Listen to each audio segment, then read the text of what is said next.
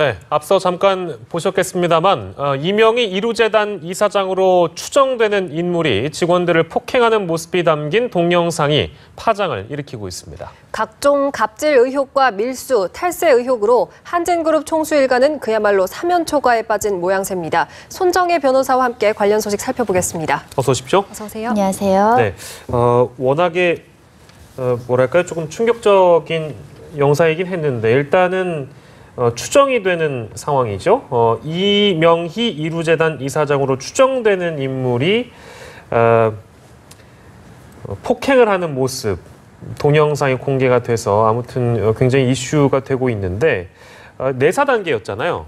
내사 단계를 지금 거치고 있기 때문에 이렇게 되면 정식으로 수사할 가능성이 높아진다고 봐야 될까요? 만약에 이 동영상 속에 여자 그 행패를 부린다라고 추정되는 사람이 이명희 이사장이라고 한다면 명확하게 폭력 행사한 부분들이 육안으로도 확인되기 때문에 당연히 조사가 이루어질 것이라고 예상이 되고요.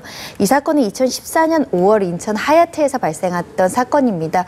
그 현장에 있었던 관계자들도 굉장히 많고 물증의 CCTV, 동영상 그리고 사진까지 남아있기 때문에 정식 수사에서 혐의를 밝히는 건 어렵지 않을 것이라고 보이고요. 지금 현재로서는 추정 단계이긴 하지만 지금 대한항공 직원들이 이제 익명으로 이제 이야기를 하는 것은 그 옷차림, 키 이런 여러 가지 현상들을 보면 이명희 이사장이 맞다라는 것이고 이런 일이 한두 번이 아니라 굉장히 여러 번이 있었다는 것이고요.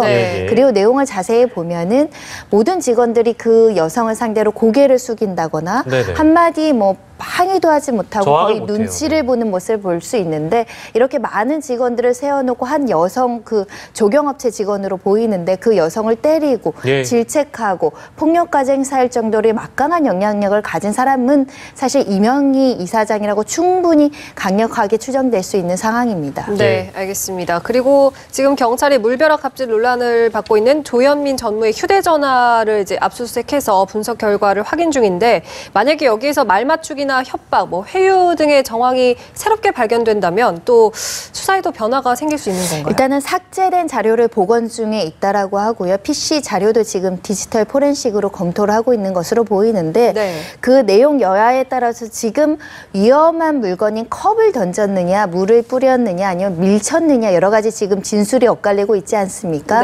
근데 이렇게 이야기한 걸로 합시다라고 했을 때는 그 진실을 왜곡하거나 회유한 정황이 발견되면 유무죄를 가릴 수 있는 중요한 증거도 될 수 있고요. 나아가서는 반성하지 않고 목격자나 진술인들에게 협박을 한다거나 보복성 어떤 조치를 했다고 한다면 보복 범죄가 또 추가될 여지도 있고 한마디로 양형 자료에는 반성하지 않고 여러 가지 증거인멸을 시도했다라고 해서 더 가중된 양형에서 불리한 자료로 사용될 가능성이 높습니다.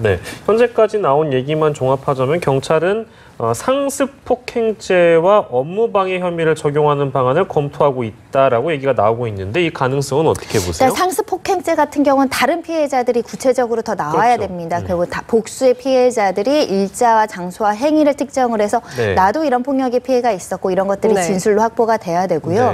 업무방해라는 것은 위계나 위력으로 어떤 타인의 업무를 방해해야지만 성립이 되는데 이거 지금 법률적으로 조금 애매모호한 점은 이 타인의 업무였냐는 겁니다. 왜냐하면 지금 광고 대행사 직원들과 대한항공 회의실에서 한 부분이라고 한다면 어떻게 보면 조현민 전무의 본인의 어떤 업무를 스스로 방해한 것이기 때문에 업무방해 요건에 해당되지 않을 가능성이 있고 해석 여하에 따라서는 이것은 광고업체의 정상적인 회의를 위력으로서 방해했다라고 평가를 한다면 처벌 여지도 있는데 좀 더 검토를 해봐야 될 것으로 보이고요.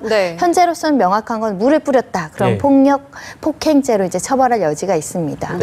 그리고 조 전 전무가 지금 한국 국적을 포기한 미국인으로 알려지고 있는데요. 이렇게 되면 이제 국내 체류를 위한 지위가 좀 위태로워지는 거 아니냐 이런 말도 나오는데 어떻게 실제로 청와대 민원 게시판에는 강제로 퇴거해야 된다. 이런 지금 청원이 지금 빗발치고 있는데요.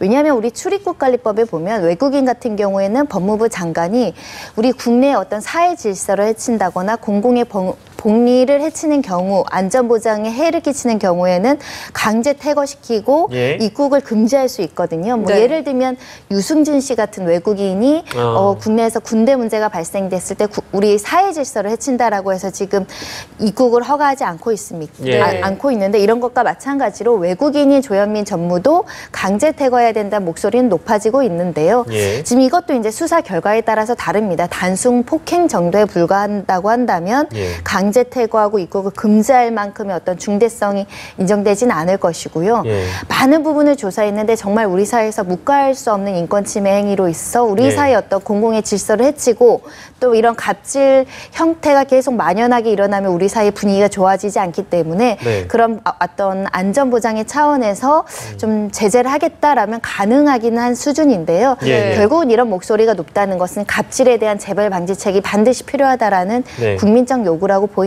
네, 물론 여론에 따라서 또 출입국 당국의 재량에 따라서 그리고 만약에 조현민 전무 혐의가 굉장히 중대하다면 그런 일까지도 벌어질 수 있다라는 어떤 가능성이고요. 물론 상황을 좀 더 지켜봐야 됩니다.